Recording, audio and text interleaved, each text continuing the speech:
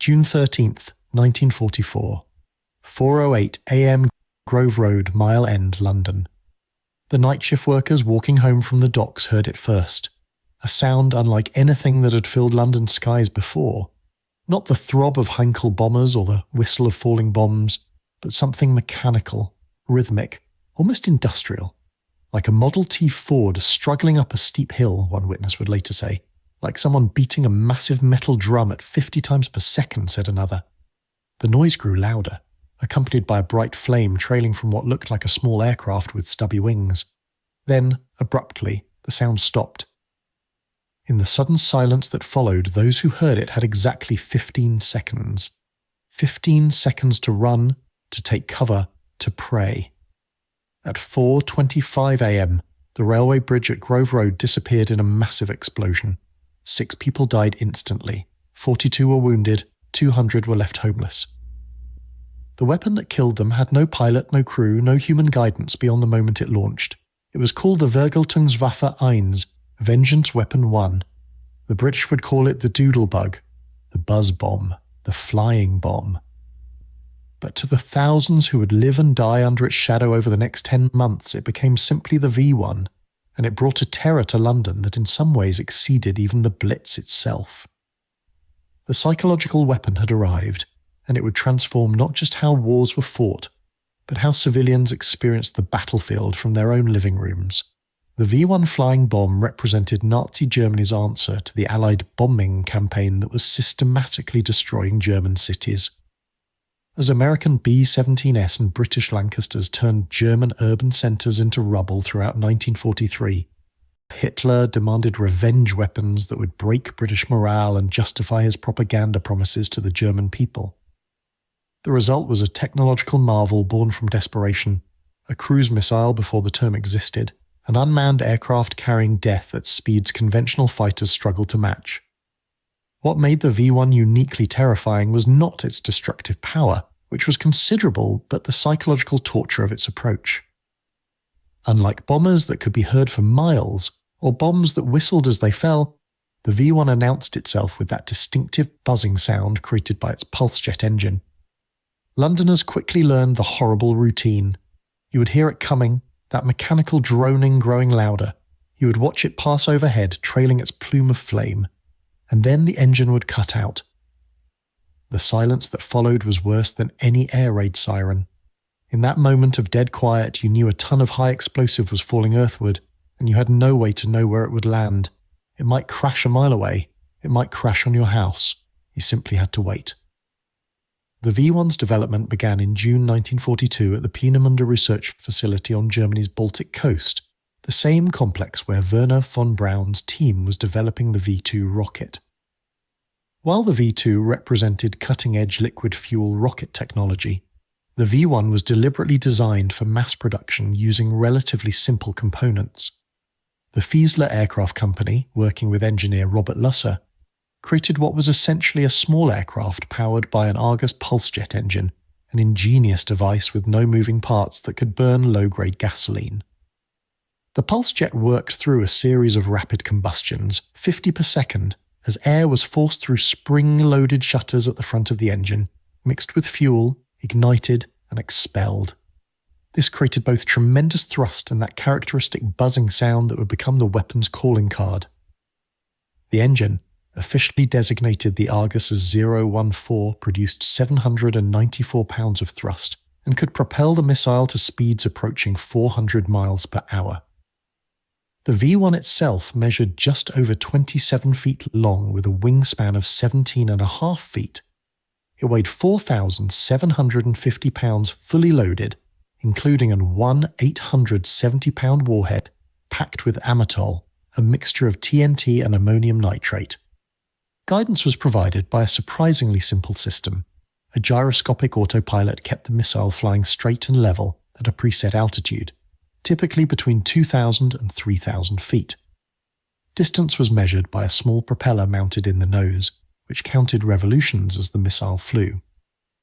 When the propeller reached a predetermined number of turns, calculated to place the V1 over its target, the autopilot tipped the nose down, cut the engine, and sent the bomb into its terminal dive.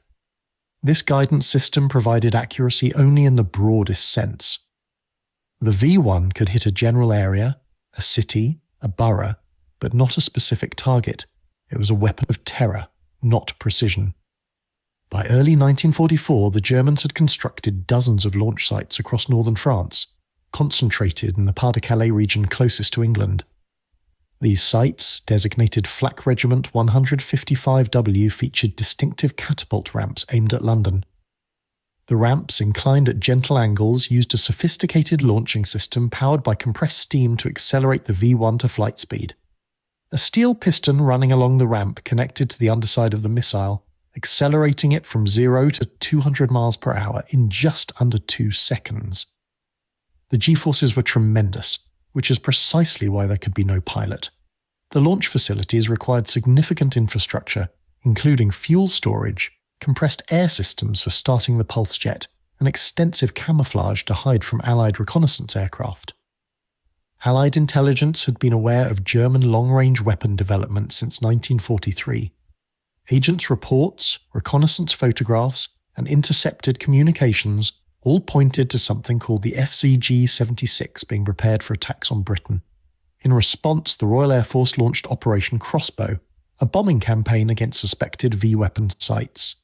On the night of August 17th to 18th, 1943, RAF Bomber Command attacked Peenemünde itself in Operation Hydra, killing hundreds of scientists and workers and significantly delaying the V-weapon program.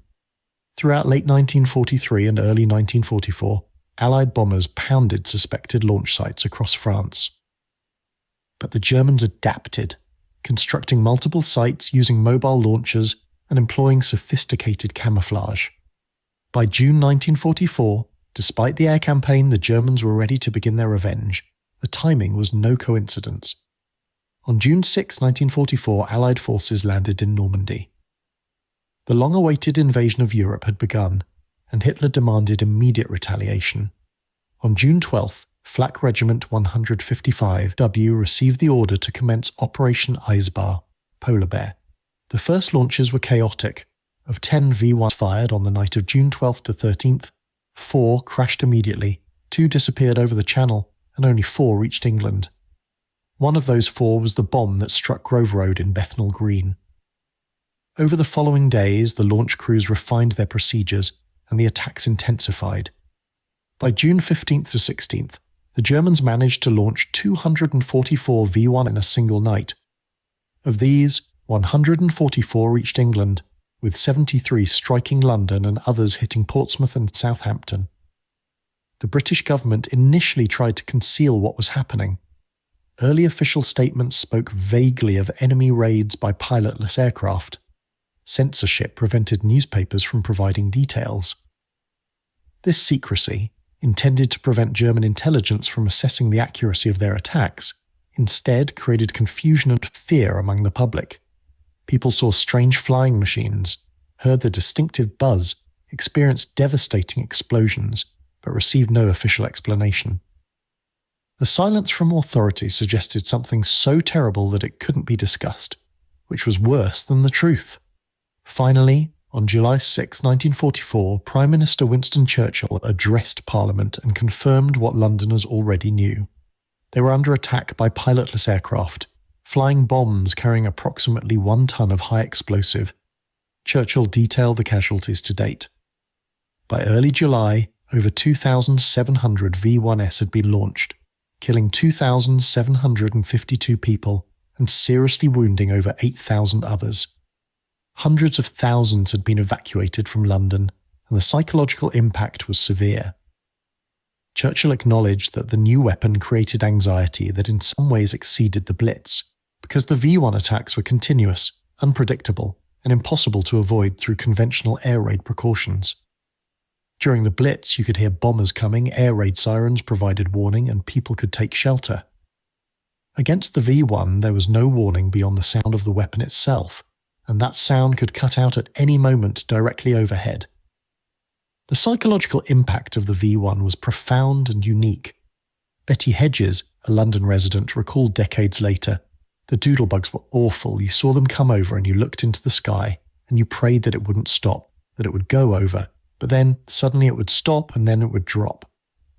You had to pray that it wasn't coming near you. George Gwyn Evans of the Royal Artillery described the first sighting. We just heard the sound and then this flame going across the sky at a pretty rapid rate. John Barlow, an air raid warden in Dartford, reported, I said it's got a sheet of flame from its tail. It's like a plane with the wings cut off to 1/3 the length, and I'm quite sure that the chap at the other end was convinced that I'd been drinking all day. The constant presence of the V1 threat created what medical officials called flying bomb fatigue. Unlike the Blitz, which came in concentrated raids with clear all-clear signals afterward, the V1 attacks continued day and night without respite. At peak intensity in late June and July 1944, more than 100 V1s per day were being launched at southeastern England. The weapons arrived at all hours, creating a state of perpetual anxiety. People learned to listen constantly for that buzzing sound. Conversations would stop mid-sentence when a V1 was heard approaching. Everyone would look up, tracking the flame, waiting to see if the engine would cut out. The British response to the V1 threat evolved through trial and error, eventually creating one of World War II's most sophisticated air defence systems. The defensive plan, designated Operation Diver, divided responsibilities among 3 services. Fighter aircraft would intercept V1s over the channel and the coast. Anti-aircraft guns would create a barrier of fire. Barrage balloons would form a final obstacle before London itself. Each system faced unique challenges. Fighter interception proved desperately difficult. The V1's small size, high speed, and low altitude created problems unlike anything RAF pilots had encountered. Early attempts were chaotic and largely unsuccessful. Conventional fighters like the Spitfire Mark V struggled to catch the V1 at low altitude. The weapon flew at its fastest, around 400 miles per hour, at heights where most fighters performed poorly. Moreover, shooting down a V1 was dangerous. Getting too close when it exploded meant flying through a cloud of metal fragments and explosive force that could destroy the attacking fighter. Using cannon fire was risky, as hitting the warhead could detonate the V1 with catastrophic results for both the bomb and the intercepting aircraft. Machine gun fire was often ineffective against the missile's sheet steel construction. Squadron leader Joseph Berry of 501 Squadron became the war's leading V1 ace, eventually credited with destroying 59 flying bombs. Berry flew the Hawker Tempest Mark V, one of the few Allied fighters fast enough at low altitude to reliably catch the V1. The Tempest could reach 435 miles per hour at 2,000 feet, giving it the crucial speed advantage needed for interception. Berry and other successful V1 hunters developed specific tactics. The key was to spot the V1 early, ideally over the channel, and position for an attack from behind and slightly above. The pilot would close to about 200 yards, aim for the pulse jet engine or the wing root, and fire a concentrated burst. If the V1 exploded, the fighter had to be far enough away to escape the blast. Some pilots discovered they could fly alongside a V1 and tip its wing with their own, disrupting the gyroscopic guidance and sending the bombs spiraling into the ground or sea. This maneuver required extraordinary precision and nerve, as the slightest miscalculation meant collision with a ton of high explosive. Squadron leader, Remy van Lierde, a Belgian pilot flying with 164 Squadron, destroyed 44 V1s personally and shared in 9 others, making him the second highest scoring V1 killer of the war. Van Lierde had escaped occupied Belgium in 1941, joined the RAF, and by 1944 was commanding a Tempest squadron specifically tasked with V1 interception. His success came from a combination of excellent marksmanship, intimate knowledge of the Tempest capabilities, and an almost reckless willingness to close within dangerous range to ensure kills.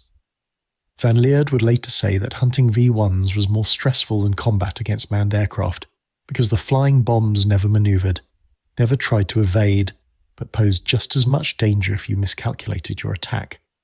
Wing Commander Roland Beaumont, another Tempest pilot, destroyed 31 V1s while helping to develop the tactics that would make fighter interception increasingly effective. Beaumont recognized that the key to successful V1 operations was early warning and vectoring.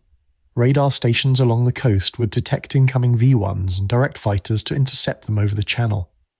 This gave pilots time to climb to optimal altitude, build up speed, and position for attack before the missiles reached land. Between June and September 1944, pilots from 150 Wing Flying Tempests shot down 638 V-1s. Number 3 Squadron alone claimed 305 destroyed. These successes came at a cost. Several fighters were lost to explosions when V-1s detonated too close. Others crashed attempting risky interception maneuvers at low altitude. The physical and mental strain of continuous operations was enormous. Pilots flew multiple sorties per day, often scrambling with little notice, spending hours at high alert watching for the distinctive shape and flame of incoming V-1s. Anti-aircraft guns initially struggled against the V-1 threat. The small, fast-moving target proved difficult for gun layers to track and predict. Standard procedures for engaging aircraft weren't effective against the flying bomb's peculiar flight characteristics. In the first weeks of the V-1 campaign, it took an average of 2,500 shells to destroy a single V-1. This abysmal performance reflected both the difficulty of the target and the limitations of British anti-aircraft technology circa June 1944. But two American innovations would transform the anti-aircraft effort and ultimately make guns the most effective V-1 killers of the campaign. The first was the SCR 584 radar, developed by MIT's Radiation Laboratory. This centimetric radar could track targets with unprecedented precision, automatically following the V-1 and feeding targeting data directly to gun predictors. The second innovation was the proximity fuse, developed by Bell Labs and the Naval Research Laboratory. Unlike conventional time or impact fuses, the proximity fuse contained a miniature radar transmitter and receiver. It would detonate the shell when it came within lethal distance of the target, typically about 70 feet, creating a fragmentation cloud the V-1 couldn't avoid. In mid-July 1944, Air Marshal Roderick Hill, commanding Air Defence of Great Britain, made a controversial decision that would prove decisive. He ordered the complete redeployment of anti-aircraft defences, moving over 1,000 guns and 23,000 personnel from positions on the North Downs to the coast itself. This created a gun belt along the southern coast where anti-aircraft batteries could engage V-1s as they crossed the channel, before they reached populated areas. The guns were deployed in a narrow belt with clearly defined firing zones, separate from the areas where fighters operated. This eliminated the previous chaos where fighters and guns interfered with each other.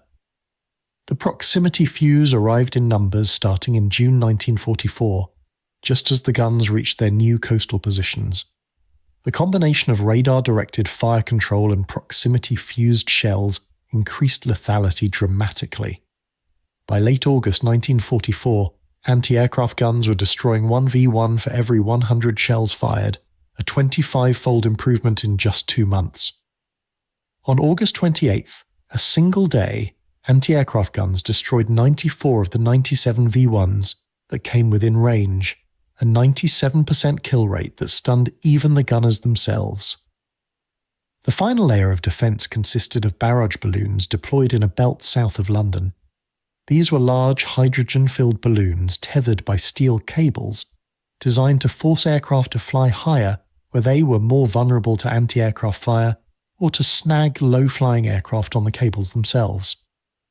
Against the V-1, barrage balloons proved moderately effective. The flying bombs, with their simple autopilot, couldn't maneuver around obstacles. If a V-1's wing struck a balloon cable, the impact would usually sever the wing or trigger the weapon's destruction. Between June and September 1944, barrage balloons claimed 278 V-1 kills, a small but significant contribution to the overall defence. Duncan Sanders, Winston Churchill's son-in-law and chairman of the War Cabinet Committee for Defence Against German Flying Bombs and Rockets, coordinated the British response to the V-weapon threat. Sanders, a former anti-aircraft officer who had been wounded in Norway in 1940, understood both the technical and psychological dimensions of the threat. He pushed for aggressive countermeasures, including continued bombing of launch sites, but also recognised that the only permanent solution was Allied armies overrunning the launch areas. By August 1944, the Normandy invasion forces were breaking out of their beachheads and advancing across France. On August 29th, the last V-1 battalion evacuated its launch sites in the Pas de Calais as Allied forces approached. The first phase of the V1 campaign was over. In 10 weeks, the Germans had launched over 9,500 V1s at England. Of these, approximately 2,400 reached London. The others were destroyed by fighters, guns, or barrage balloons, crashed due to mechanical failure, or went astray due to guidance problems. But the V1 campaign wasn't finished. The Germans adapted, developing air-launched versions of the V1 that could be carried by modified Heinkel He-111 bombers. These aircraft would fly to the North Sea, launch their V1s from beyond the range of British defences, and turn for home. This tactic proved less effective than ground launches, as the release altitude and speed had to be precisely controlled for the V1 to function properly, and the He-111S were vulnerable to RAF night fighters. More significantly, the Germans redirected their ground-launched V1 attacks against new targets. As Allied forces liberated France and Belgium, they captured the port of Antwerp in September 1944. Antwerp became crucial to Allied logistics, providing a deep-water port much closer to the front lines than the Normandy beaches. Hitler ordered immediate V1 attacks against Antwerp to disrupt Allied supply lines. Between October 1944 and March 1945, the Germans launched 2,448 V1s against Antwerp and other Belgian targets. These attacks killed thousands of Belgian civilians and Allied military personnel. The final evolution of the V1 came in late 1944, with improved variants launched from sites in Western Holland. These extended-range V1s could reach London from the Netherlands, resuming attacks on the British capital. However, the improved Allied defences meant that most of these V1s were destroyed before reaching their targets. The last V1 to strike Britain landed on March 29, 1945, killing one person in Datchworth, Hertfordshire. By that time, Allied armies were deep inside Germany, and the V-weapon campaign had effectively ended. The final statistics of the V1 campaign against Britain tell a story of technological innovation, heroic defence, and terrible cost. Approximately 10,500 V1s were launched at England between June 1944 and March 1945. Of these, about 3,900 were destroyed by fighters, 1,900 by anti-aircraft guns, and 278 by barrage balloons. Approximately 2,400 V1s reached their targets, primarily London and the surrounding counties. The human cost was staggering. The V1s killed 6,184 people in the London area and seriously wounded 17,981 others. Over 1 million homes were damaged or destroyed. The psychological impact was immeasurable but profound. The V1 created a unique form of terror that in some ways exceeded the Blitz because it was random, continuous, and inescapable. During the Blitz, you knew when bombers were overhead and could take shelter. You knew when the all-clear sounded. Against the V1 there was no pattern, no safety, no moment when you could truly relax. The sound of a V1 engine cutting out became the most feared sound in London, more terrifying than any air raid siren because it meant death was falling and you had seconds to react. Yet the British civilian population proved remarkably resilient. Despite the terror, despite the casualties, morale held. War production continued. Civil defence services responded to incident after incident with practised efficiency. The evacuation of children and non-essential workers from London reduced casualties but also demonstrated the government's inability to protect the population. People adapted to living with the V1 threat, learning to listen for that buzzing sound, to take cover when engines cut out, to continue with daily life despite the constant danger. The V1 campaign represented a turning point in warfare. It was the first widespread use of a guided missile against civilian targets, a precursor to the cruise missiles that would become standard military equipment decades later. The technologies developed to counter the V1, particularly radar-directed fire control and proximity fuses, would transform air defense for generations. The psychological lessons about terror weapons and civilian morale would inform strategic thinking throughout the Cold War and beyond. For Germany, the V1 campaign was ultimately a failure. The weapons diverted resources from more effective defensive systems. The thousands of tons of steel, the hundreds of thousands of man-hours, The fuel and facilities devoted to V-weapon production might have produced hundreds of additional fighter aircraft or anti-aircraft guns that could have defended German cities against Allied bombers. The V-1 killed thousands, but had no strategic impact. It didn't slow Allied advances, didn't disrupt war production, didn't break British morale. If anything, the V-weapon attack stiffened British resolve and provided propaganda ammunition for Allied governments. The V-1 represented the desperation of a regime that knew it was losing, lashing out with terror weapons because it could no longer achieve military victory through conventional means. The production facilities for the V-1 themselves became horror stories that would only emerge after the war.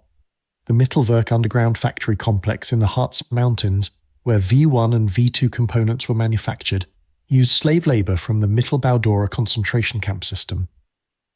Over 60,000 prisoners worked in these facilities under appalling conditions. At least 20,000 died from starvation, disease, abuse and execution. The death toll among the workers who built the V-weapons exceeded the death toll from the weapons themselves, a grim testament to the Nazi regime's priorities and methods. For the individuals who lived through the V-1 campaign, the memories remained vivid for decades. Pamela Pullen, a schoolchild in London during 1944, recalled, "It very nearly hit our house. The wing of the bomb hit a tree at the end of our garden, and my mother, my grandmother, and myself were in the house." The randomness of survival, the seconds that separated life from death, the sound of that engine cutting out, these experiences marked an entire generation. The pilots who hunted V-1s remembered the peculiar challenge of their mission. Unlike combat against human opponents, where victory came from outsmarting and outmaneuvering your enemy, V-1 interception was a technical problem. The flying bombs didn't evade, didn't fight back, didn't try to escape. They simply flew their programmed course at maximum speed, indifferent to the fighter closing from behind.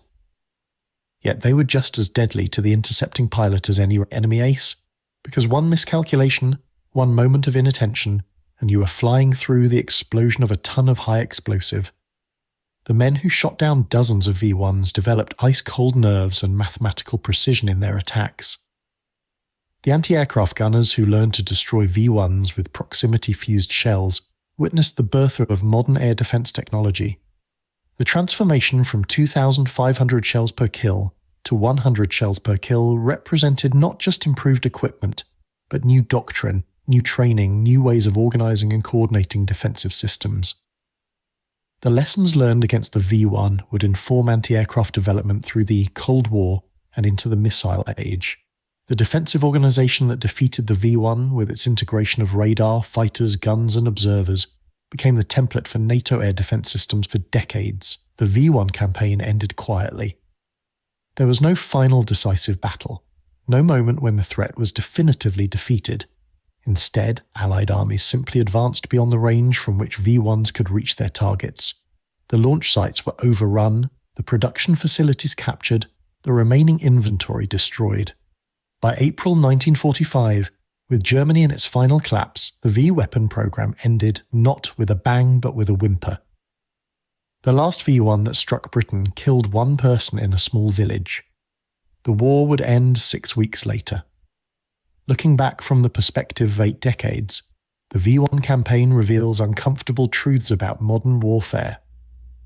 The vengeance weapon that was supposed to break British morale instead demonstrated the limits of terror bombing. Killing civilians, even in large numbers, doesn't necessarily translate to military advantage or political victory.